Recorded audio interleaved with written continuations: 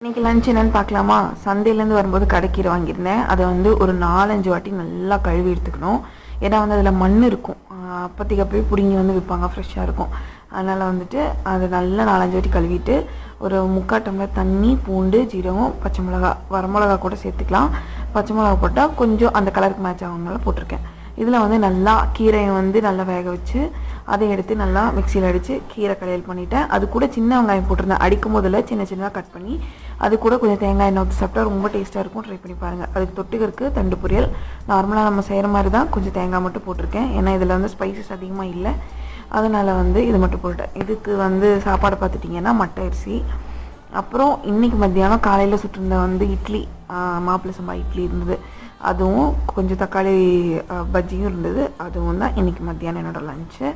So உங்களுக்கு இது பிடிக்கும்னு நினைக்கிறேன். இதே மாதிரி மோர் வீடியோஸ்க்கு நம்மளோட சேனலை சப்ஸ்கிரைப் பண்ணிக்கோங்க. தேங்க்யூ.